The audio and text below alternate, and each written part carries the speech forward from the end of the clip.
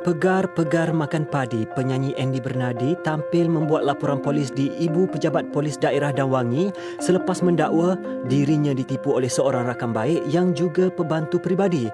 Dakwa Andy, dia mengalami kerugian sehingga RM70,000. Pasal pecah amanah, which is orang yang saya trust, orang yang saya bawa masuk dekat dalam industri. Saya tak sangka lah. Saya sangat tak sangka apa yang dia buat ni sekarang ni, sebab dia dah kacau periuk nasib saya. Dia dah malukan saya. Dia dah fitnah saya macam-macam dekat production, dekat semua kawan-kawan circle saya yang saya ni macam tu, saya ni macam ni. Sudahnya dia pergi songlap duit saya. So far sekarang yang duit betul-betul hilang dekat saya adalah dekat RM70,000.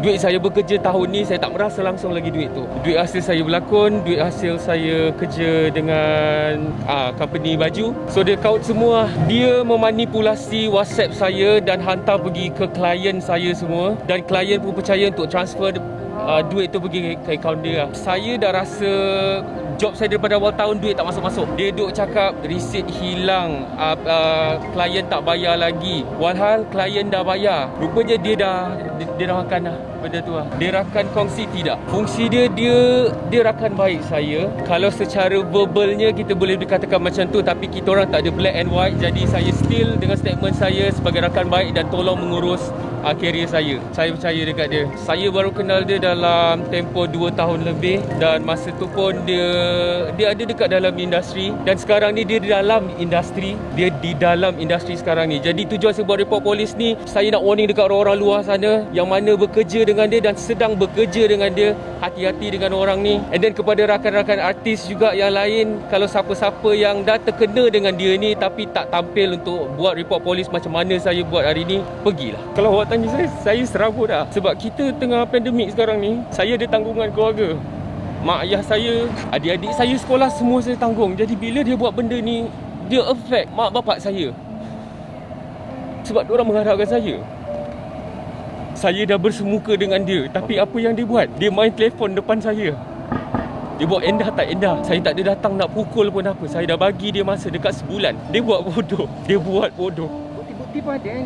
Bukti semua ada. Sebab tu saya berani hari ni untuk tampil. Saya ada bagi dia amaran dan dia pun tahu benda ni kot. Saya rasa dia tahu benda ni. Mungkin daripada scene semalam lagi, kita semua, korang semua dapat invitation tu. Mungkin dia tahu sebab dia pun ada juga rakan-rakan dalam golongan media ni. Saya jumpa dia pada 15 bulan 8, Ahad lepas. Saya dah bersemuka, saya dah bagi muka, saya dah cakap bagus. Saya datang jumpa dia, tak ada pukul, tak ada apa. Tapi bila saya kata kita cerita sini, habis dekat sini, dia pergi bercerita dekat semua circle saya, production. Itu yang saya rasa macam, apa kau buat ni?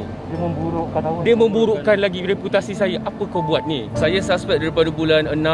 Sebab bulan 5 tu raya, betul? Dia kata tak masuk lagi bulan 6. Pelik sangat dah ni. Selama sebulan saya kejar setiap hari. Oh, branch tutup, IC hilang, receipt tak tahu mana. Oh, diorang tak cash out lagi. Tapi pada bulan 7 saya still kejar lagi. Tiap-tiap hari tanya. Dia layan macam tak layan je. Kadang tak reply apa semua.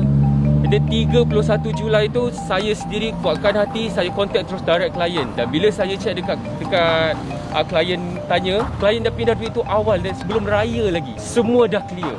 Masa 31 Julai tu pada pukul 6.30 petang tu saya call dia. Saya tanya, kalau betul kau ambil duit ni, bagi tahu aku. Jangan buat aku macam orang bodoh. Aku dah penat tanya. Sampai aku tanya label aku. Masa tu tanya dia dekat label, kenapa duit ni tak release dekat label? Label tanya kena ada payment of proof. Saya selama saya dengan Warner Music Malaysia tak pernah lagi Warner tanya saya payment of proof. Dekat situ saya dah pelik. Saya tanya dia dulu. Lepas tu saya call klien bagi saya bukti. Saya still cakap elok dekat dia. Cakap dekat aku betul-betul ni. Mana ada kau ambil duit kau? Kau ni tak baik tuduh-tuduh. Mana ada kau ambil? Dia cakap macam tu. Masuk ke akaun personal dia. Benda ni saya tak tahu. Without saya punya permission untuk suruh masukkan akaun tak dia. Benda tu dia manipulasikan. Saya pun memang tak pernah bagi arahan kau ambil duit tu untuk dia lah. Saya serabut dah. Kalau tanya saya tak ada posting, tak ada apa. Sebab kita tengah pandemik sekarang. Kita mengharapkan duit kerja kita, titik peluh kita setiap hari, setiap malam balik pagi buta. Bila mak saya tanya duit, saya tak tahu nak cakap macam mana dekat mak saya lah. Saya bagi tahu kat mak saya duit dah hilang.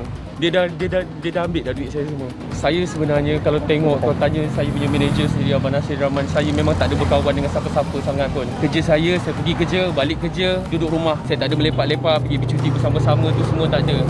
Tapi ini antara orang yang saya pergi Mekah 2 kali bersama-sama dengan dia, sama-sama sujud dekat depan Kaabah tu. Kalau ada siapa yang baca saya masa tu dekat Mekah, saya dah cakap, jauhi aku daripada orang-orang yang aniaya aku ni, dan tunjukkanlah aku kebenaran. Rupanya dekat sebelah aku je, tak payah pergi jauh-jauh.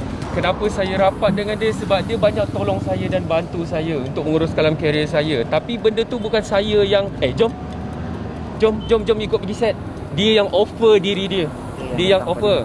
Dia yang datang pada saya. Dan dalam pada yang sama, saya dah buka jalan dia dekat industri. Kenalkan dia dengan orang-orang big player, label, bos saya dan orang-orang lain lah. Kalau ikut bahasa kita panggil dia as a PA lah. Kalau biasa orang kerja, tapi kita just bercakap as a verbal kan. Tapi dia yang offer that benda tu, tapi kita tak ada black and white. Untuk hari ni saya buat benda ni supaya rakan-rakan dalam industri kita tak tertipu dengan manusia ni lah. Itu je.